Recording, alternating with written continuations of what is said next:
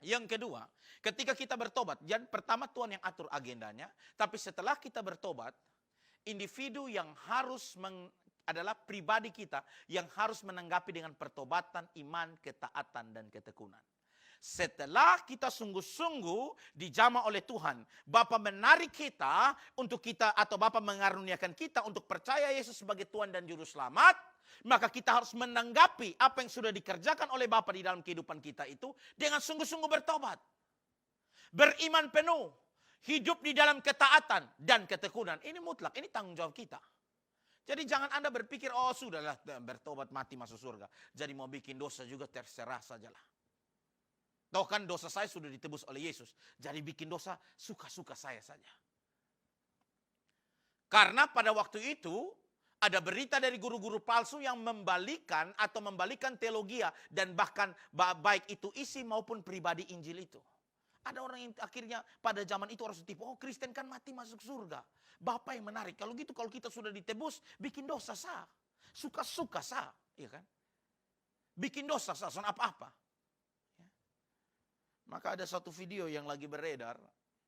Salah satu teman rekan hamba Tuhan dari GBIS menanggapinya. Ada seorang yang sudah tinggalkan Kristen baru dia bersaksi. Dulu saya masih jadi pendeta. Kita ragukan pendeta mudanya. Dia bilang, saya tahu dosa saya telah ditebus oleh Yesus. Maka dia bilang, saya tiduri 5 perempuan. Seperti itu. Tapi kami ragukan dia punya PDM. Pendeta mudanya. Putar balik. Jadi dia bilang, saya bisa tidur dengan 5 perempuan karena Yesus sudah tebus dosa saya kan. Jadi saya bebas saja bikin dosa. Ini jadi tolol gia. Bukan teologia. Tolol. Bodoh. Dia memahami konsep keselamatan Yesus di dalam konsep yang keliru. Sehingga dia bilang, oh Yesus sudah tebus dosaku. Yesus sudah ganti ya dosaku. Bikin saja dosa. Suka-suka. Lu salah. Ketika engkau tahu Yesus tebus dosamu, maka engkau tahu bahwa engkau harus hidup dalam pertobatan. Makanya dikatakan apa? Hasilkan buah sesuai dengan pertobatan. Engkau hidup di dalam iman percaya sungguh kepada Yesus. Engkau hidup di dalam ketaatan dan ketekunan. Sebagai bukti bahwa engkau telah diselamatkan. Bukan sembarang. Teologi kita harus lurus. Jelas. Ya. Makanya saya suka satu bagian firman Tuhan. Tolong ditampilkan. Ya. Tolong ditampilkan ini. Bagian ini.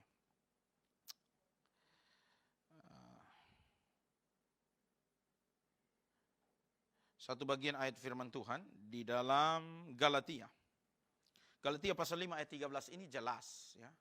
Mengingatkan kita. Galatia pasal 3 ayat yang ke-15. Tolong ditampilkan kekecilan. Galatia pasal 5 ayat 13 ya. Ayat ini jelas.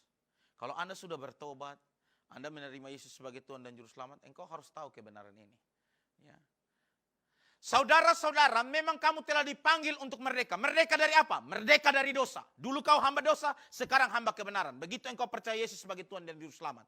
Saudara-saudara, memang kamu telah dipanggil untuk merdeka. Tetapi janganlah kamu mempergunakan kemerdekaan atas dosa itu sebagai kesempatan untuk kehidupan dalam dosa. Melainkan kalau engkau sudah bertobat, engkau sudah menerima Yesus sebagai Tuhan dan Juru Selamat, pakailah kesempatan yang Tuhan berikan terlibat dalam pelayanan. Layanilah seorang akan yang lain oleh kasih. Jangan engkau berkata, oh saya dulu hamba dosa, sekarang saya merdeka, saya bebas. Bukan berarti kau bebas buat dosa. Itu setan yang rusak kau punya pikiran. Makanya saudara, ada orang di luar sana begitu mudah. Oh saya bukan Kristen lagi. Dulu kan saya tahu bahwa Yesus Juru Selamat tebus dosa saya. Jadi saya bebas saja bikin dosa. Kamu punya tolol itu di dalam teologi ya. Baru kau mulai blunder. Ya saya lihat videonya saya ketawa-ketawa saja. Begitu semangat dia bilang saya dulu pendeta muda. Saya tiduri 5 perempuan suka-suka saya saja. Karena dosa saya sudah ditebus oleh Yesus. Saya bilang iya. Ragukan kau punya pendeta dan kau tidak baca Galatia 5 ayat 13. Kalau engkau sudah merdeka dari dosa, engkau sudah bertobat. Jangan kau pakai hidupmu itu di dalam dosa lagi. Jangan kau pakai kehidupan barumu itu untuk berbuat dosa, kesempatan untuk berbuat dosa, tapi pakai hidupmu untuk melayani Tuhan.